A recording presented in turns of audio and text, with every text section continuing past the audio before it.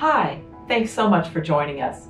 I'm Robin Warde, and I have the pleasure of being the Executive Director of Alumni and Parent Engagement at Bryant University, your Bryant University, or your Bryant College. Today we're going to take a trip to the East Side campus.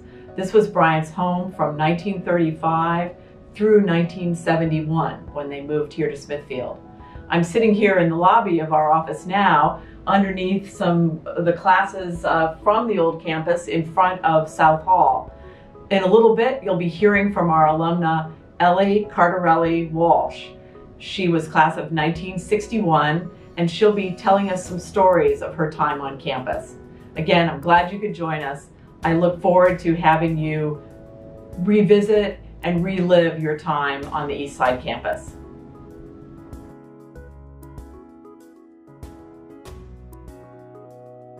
South Hall, located at the corner of Young Orchard Avenue and Hope Street on the elegant east side of Providence. The former Bryant & Stratton Business College, newly named Bryant College of Business Administration, moved to South Hall on August 1st, 1935, after the building came up for a long-term lease. Up until that time, Bryant & Stratton was originally located in downtown Providence. This new building had housed Hope Hospital, but in the 19th century, it had been the home of a famous manufacturing family by the name of Sprague. Isaac Gifford Ladd, a broker, had purchased the mansion in the early 20th century and remodeled it to resemble a French chateau. Please note the building's wrought iron railings and ornate archway at the front entrance. This was the archway that was eventually moved to the Smithfield campus. Bryant gradually expanded as neighborhood homes came up for sale or lease in the East Side. With the acquisition of multiple buildings, Bryant developed into a residential college. We'll take a trip through those buildings now.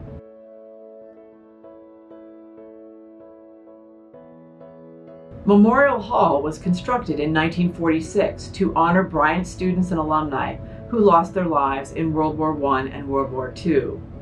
More classroom space was needed immediately, so an addition was constructed shortly thereafter. In 1965, Memorial Hall was expanded once again with a two-story addition.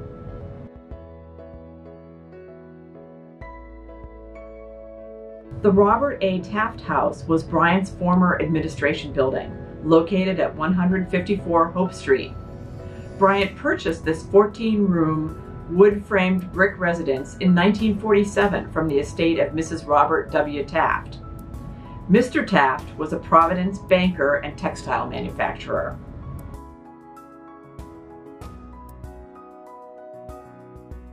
Jacobs Hall was located on the corner of Young Orchard Avenue and Cook Street. Constructed in 1957, the building was dedicated on June 7, 1958, as part of an alumni homecoming weekend. The first floor of the building housed the Henry L. Jacobs Library, 3 typewriting classrooms, and 1 office machines room. The second floor was a dining refectory. Jacobs Hall was named after Bryant President Henry Loeb Jacobs, who had served as president of Bryant from 1916 to 1961. A cornerstone ceremony for the building was held January 7, 1958, and a time capsule was placed in the cornerstone. Placed in the cornerstone were a letter from President Jacobs, the oldest Bryant catalog, a 1959 Bryant catalog, and a copy of both the Providence Journal and the Evening Bulletin. Jacobs Hall was sold to Brown University in 1969.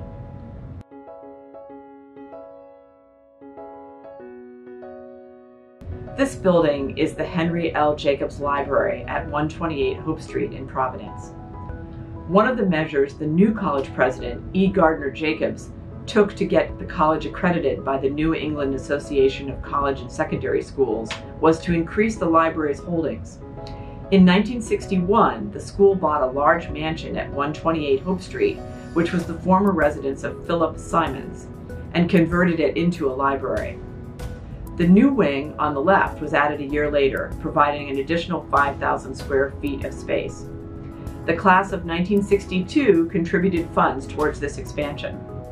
Bryant College achieved their NEASC, the National Association of College and Secondary Schools accreditation, for the first time in 1964.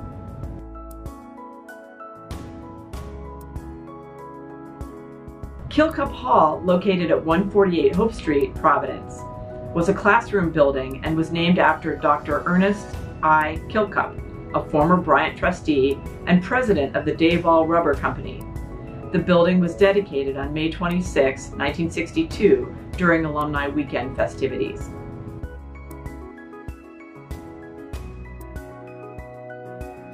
Bryant's original Allen Hall was located at 4 Young Orchard Avenue, Providence. This building was built in 1905. Bryant purchased the property in 1939 from the estate of Judge Thomas Lee. This home was originally the home of Judge Charles Mumford. Bryant used this building as a women's dormitory consisting of 25 rooms housing 52 students, in addition to a house director in a one-room apartment. Allen Hall was originally named Gardner Hall. The name was changed from Gardner Hall to Allen Hall. Allen Hall, unfortunately, was demolished by Brown University in 1973 to make way for a new dorm.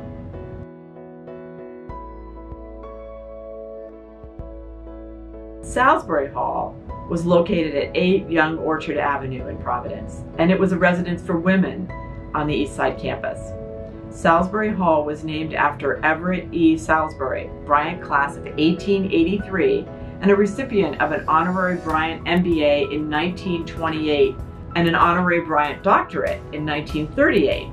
An agent and manager of Atlantic Mills in Olneyville, Rhode Island, Salisbury had been a member of Bryant's advisory board and president of Bryant's Alumni Association. Salisbury Hall was acquired by Bryant in 1939 and sold to Brown University in 1969. It was removed shortly thereafter to make way for more modern residence halls.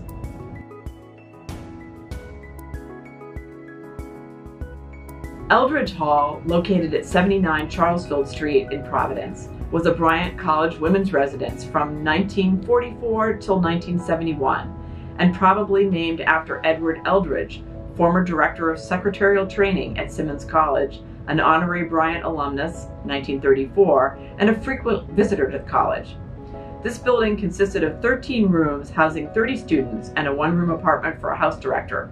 Bryant president Henry Jacobs purchased this once private residence from Gladys Gilmore in October 1946 and leased it to the college. Bryant sold Eldridge Hall to Brown University in 1969. By 2007, Eldridge Hall became a residence for scholars in residence at the John Carter Brown Library.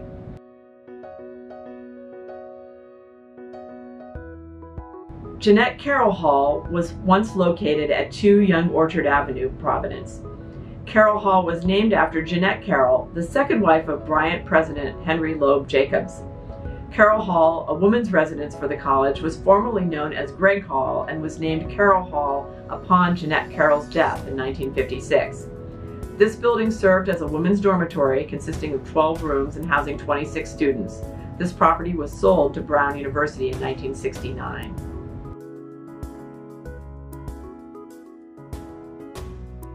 Harriet Hall was located on Charlesfield Street in Providence. It was named after Bryant president Henry Jacobs' first wife, Harriet Hattie Einstein Jacobs.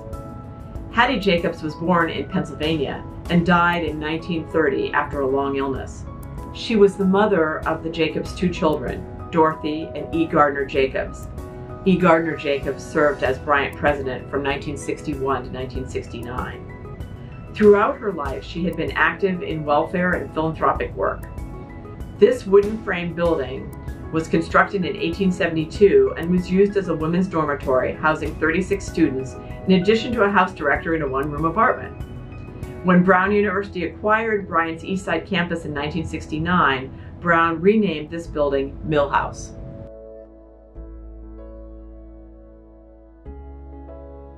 COMERY Hall, located at 166 Waterman Street in Providence, was named after George Edward Comery from the class of 1911, an accountant with the firm Comery, Davidson, Jacobson, and a former Bryant trustee and accounting professor. Comery Hall was once called Jarvis Hall, but was renamed Comery in 1952. Comery had been leased by Bryant for use as a men's residence.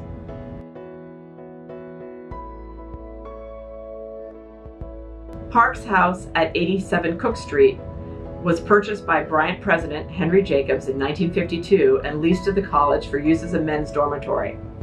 Bryant purchased this residence from Jacobs' son, E. Gardner Jacobs, in 1963 after Henry Jacobs' death earlier in the year. Parks House was named after George Mansfield Parks, a manager of the Massachusetts Mutual Life Insurance Company in Providence and Bryant Honorary Degree recipient in 1933.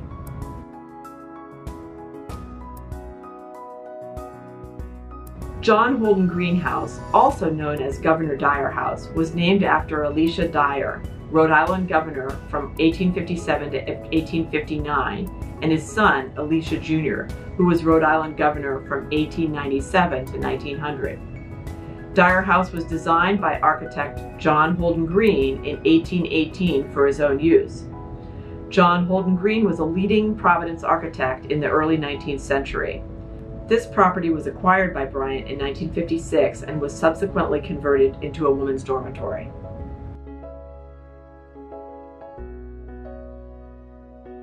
Barber House, located at 88 Cook Street in Providence, was a residence for men.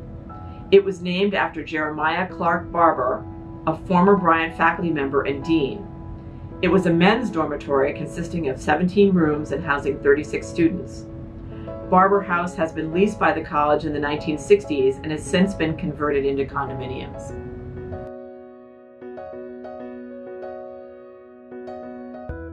Gardner Hall, located at 154 Power Street in Providence, was named after E. Gardner Jacobs, who was Bryant's president from 1961 to 1968 and who had, up until 1960, served Bryant for 39 years.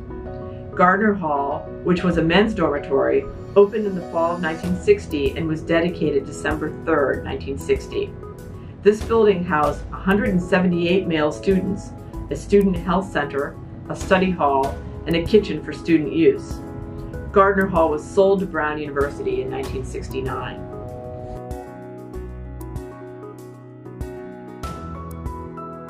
Curtis Hall was a women's dormitory located on Charlesville Street. It was named after U.S. Vice President Charles Curtis, a 1930 Bryant Honorary Degree recipient. Curtis Hall had been leased by Bryant. A parking lot is currently located at this site.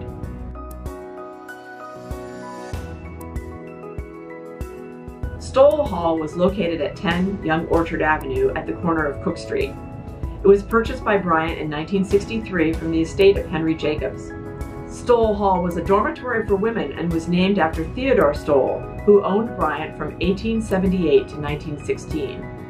Stowell Hall was sold to Brown University in 1969.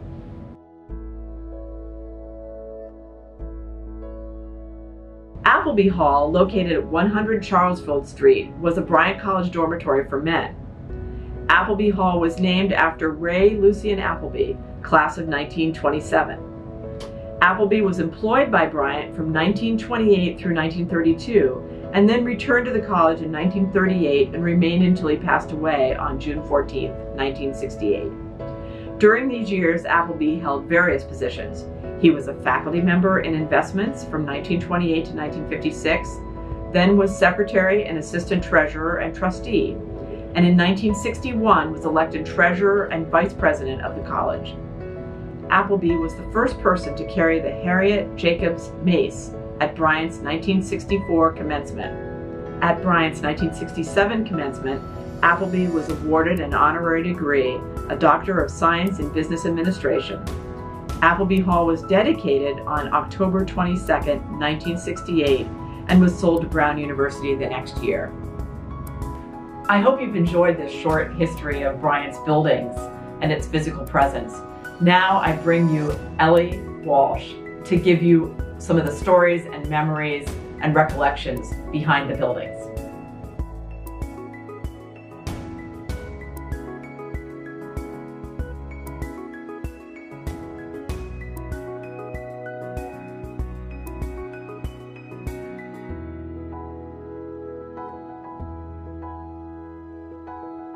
Hi, my name is Ellie Walsh. I should say Ellie Cardarelli Walsh, so my alumni friends know who I am. I graduated from Bryant in 1961, one of 3 women in the School of Marketing. it was rather overwhelming. And that brings me to my first shot here at South Hall. I remember walking up to register and looking out at a sea of men. It was rather overwhelming. I sat there and thought, this is rather scary. And then a young lady walked up to me, who later became one of my best friends, Ray Soldano, and she said, what do you think of this? And I said, it's overwhelming. And she said, you know, rather than be scared, we should consider it a challenge. And that's what we did. It was a challenge to compete with all these men for 2.5 years.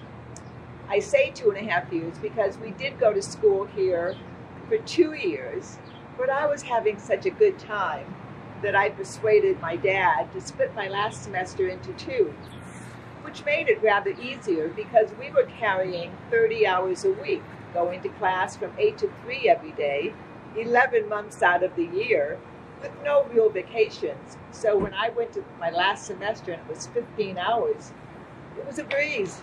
It was like a vacation. I couldn't believe it. So that's why I graduated in 2.5 years rather than 2. Most of my classes were right here. We had a few classes in the building next door, but basically that was secretarial sciences. So the majority of my time was spent here at South Hall. And it was an experience, and I think an experience that young ladies today don't have to face anymore. We had professors who really didn't want us here. I was told on several occasions that I should be enrolled in the School of Secretarial Sciences, that there was no need for women at the School of Marketing, that we were taking up seats that could be used by gentlemen. Consider that a challenge. Not only were you competing with the students you went to school with, but now you were competing with professors that didn't want you there. I had a law professor who gave me a C on every paper. And I would say to him, can you tell me how I can do better? I really would like to up my grades. And he looked me straight in the eye and he said, Ellie, females in my classes are female attendees only. Therefore, they get a C. I had another professor in money and banking who told me outright that I shouldn't be in his class. And in those days, we used to get exempt from final exams if we had a high point average. And I remember I made that average one year, and he just plainly said, I'm going to give out this next exemption. I'm going to give it to this person. I don't want to hear a thank you. I don't want to see a smile. I just want that person to pick up his exemption and walk out. That was me. So you can see what we battled. But, you know, looking back on it, I think it was good preparation for what we did when we got into the workforce, because they didn't want us there either. Unless we knew how to type, they didn't want us there. I mean, all they asked me was, how fast do you type?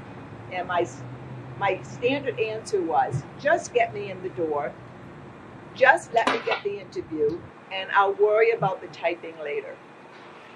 But it was a good preparation because competing here and competing there, it was all the same. Okay, so why don't we take a walking tour now and see if we can become familiar with some of the buildings that were here when I was here 60 years ago.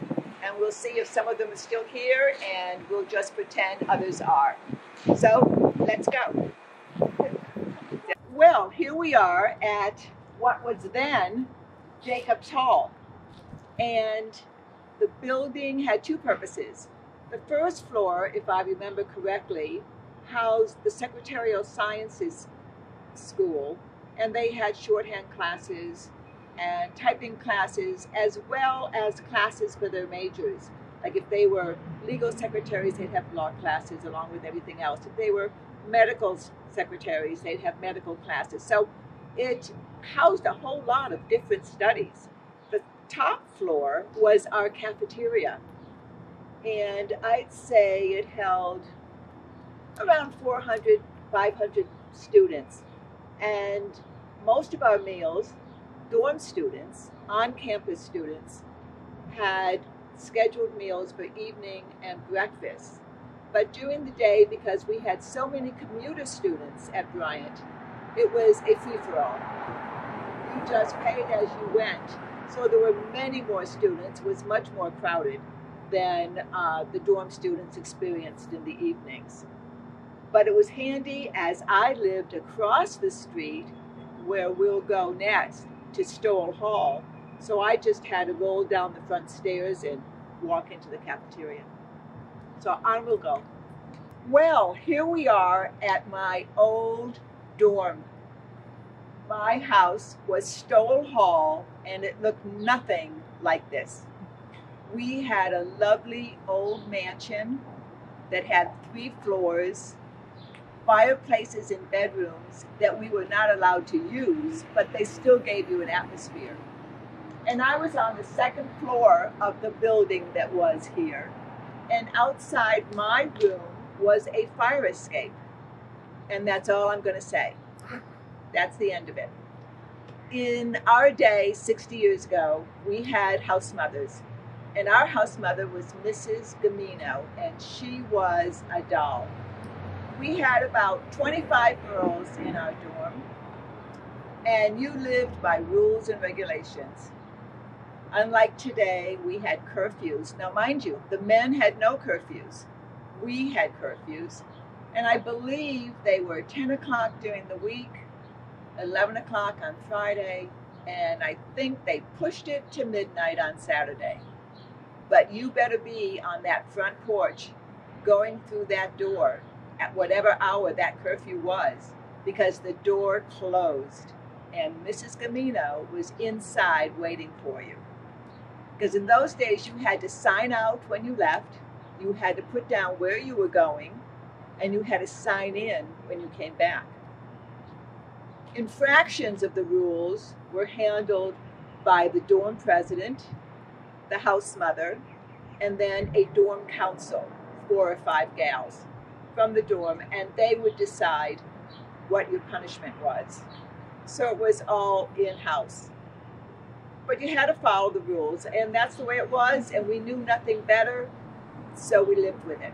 Sadly, it's come to this, brick and mortar. This was all, I think, if I recall correctly, women dormitories or women's homes, and we had lovely, elegant, old homes, old mansions. We had, in Stowell Hall, for example, we had mahogany walls and mahogany staircases, high ceilings. It was just elegant. I'm sure one of the reasons, or several of the reasons why they changed to the brick buildings is that they needed more space for additional students. Our dorms were, some of them were really small. Mine was only about 25 gals. But we had Stowell, we had Salisbury, we had Gardner Hall, and it was really a lovely row of old homes. So now it's, what can you say? It's brick and mortar. It's probably safer. It's more adequate for the students. It holds more students, but it's lost its charm. And that's what we had. We had charm and elegance, and it was delightful. Well, this was the administrative building, the building that housed President Gardner Jacobs, Dean Gulski, Gertrude Hochberg, who was in charge of public relations, and many others, but I'm sorry, my memory is lapsed. I don't remember any of them. Here we are at our gymnasium, and I can remember some really hard-fought basketball games here. As a former president of Sigma Iota Beta, I want to say we were very successful in our basketball championships. We also had bowling teams, not here of course, and we also had softball teams that played at an athletic field somewhere in that direction. But it was also used for dances. We'd have most of our dances in this building, except, if I remember correctly, we had a couple like our May Queen or Snow Queen that we ventured out into different venues. Most of our games were all intramural between sororities against sorority, fraternity against fraternity. However, I do remember on one occasion we combined our women's teams and went to URI, and the result was not pretty. So we didn't do it again.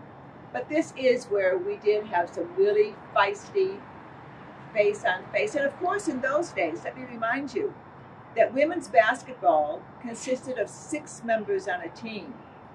Draw a center line through the gym floor, and you had 3 forwards on one side and 3 guards on the other, and you couldn't cross over.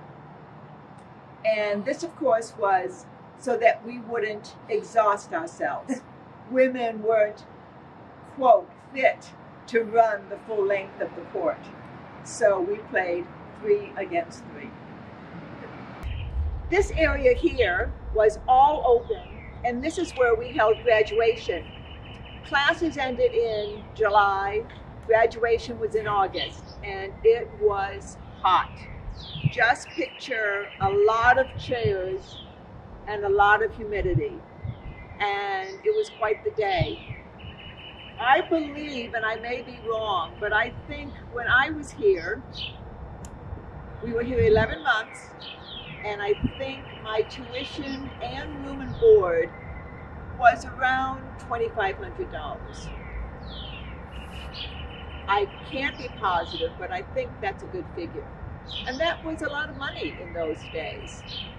But we didn't have that many dorm students here. Remember, the majority of the students on campus were day students or commuters. But it was still a small class, and I wish I could give you the exact number, but I've lost it. Okay, well, here we are back where we started. I hope you've enjoyed our tour of the east side of Providence campus. It was a tour of my memories, of what I remembered. And after 60 years, you know, I could have forgotten a whole lot of stuff. So if you're sitting out there and you have memories that you'd like to share with the rest of your class, the rest of our alumni, please send any memories to our alumni office. Hope to see you all at the Archway Reunion Luncheon on September 11th.